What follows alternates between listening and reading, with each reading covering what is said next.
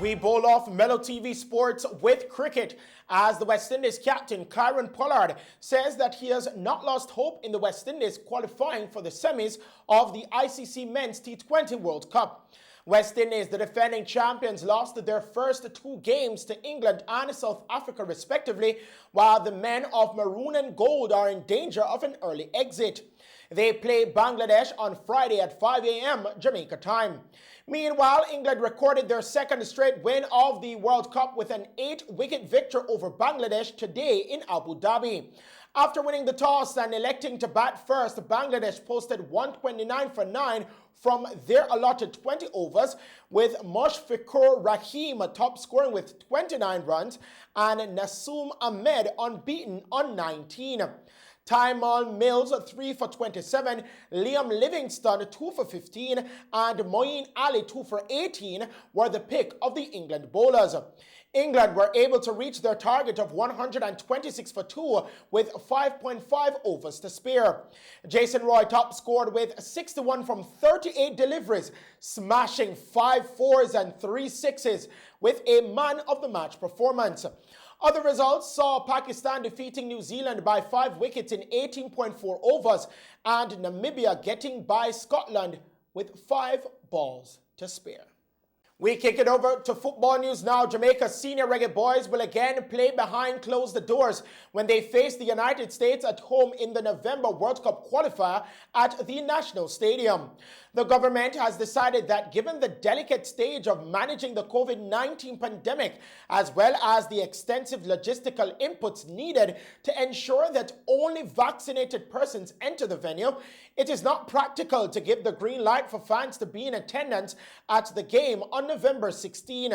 Minister of Local Government and Community Development Desmond McKenzie has, however, hinted at the possibility of permitting fully vaccinated spectators to attend the next home World Cup qualifier, which will be against Mexico in January.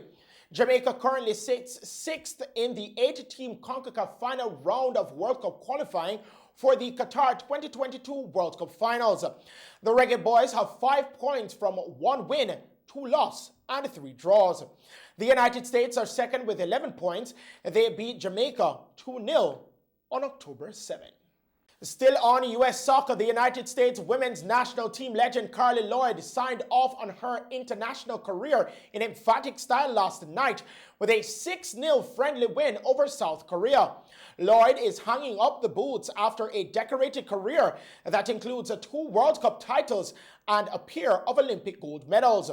The 39-year-old ranked second in the world for most ever international appearances after having played in 315 career games.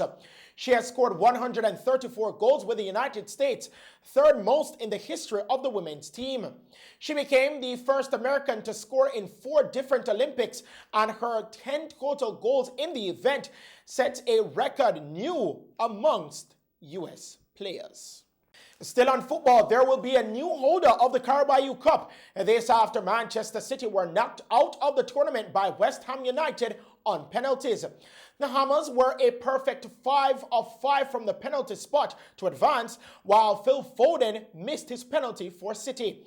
In other results, Liverpool dispatched Preston North End 2-0 in their encounter, with reggae boy Daniel Johnson coming on as a substitute for Preston. Tottenham defeated Burnley 1-0, Brentford got by Stoke City 2-1, and Leicester City defeated Brighton 3-2 on penalties. Finally, in the sports news tonight, the Golden State Warriors continue their perfect start to the NBA season with a 106-98 win over the Oklahoma City Thunders in NBA action last night. Stephen Curry scored 23 points, Jordan Poole added 21, with Andrew Wiggins contributing with 21 points as the Warriors improve to 4-0. Shai Gilgeous-Alexander scored 30 points, but it wasn't enough as the Thunder has yet to record a win since the start of the season. In other games, New York nicked the 76ers 112-99. Lakers got a 125-121 overtime win over the San Antonio Spurs. The Dallas Mavericks got by the Houston Rockets 116-106, and the Utah Jazz defeated the Denver Nuggets 122-110. And those are the stories making sports news tonight. I'm Christopher Scott. Remember, stay safe and pleasant viewing.